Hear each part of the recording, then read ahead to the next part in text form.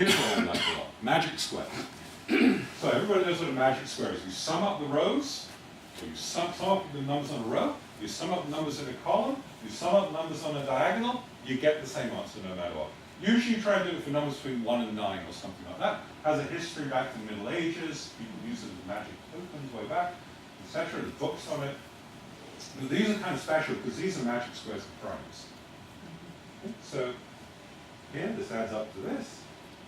The prime. If I'm not mistaken, these are actually consecutive primes.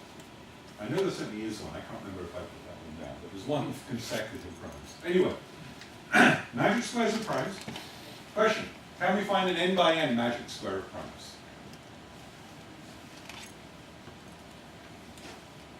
Well, we know there are n by n magic squares of integers. This has been known back for 300 years.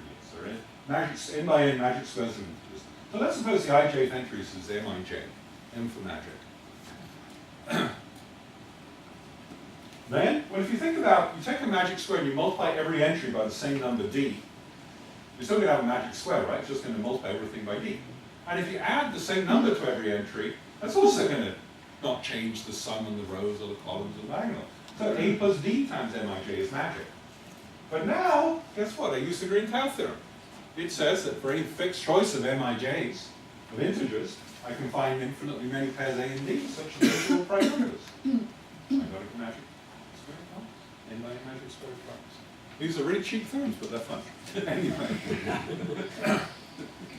More. Sets of primes, such that every average in that set is prime itself. So 17, 19, 67, here's the averages in pairs, here's the average of all three, everything's a prime.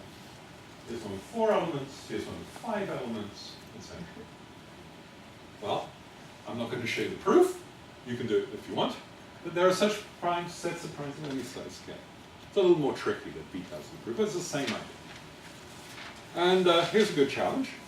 Find an interesting problem that you can say something nice with.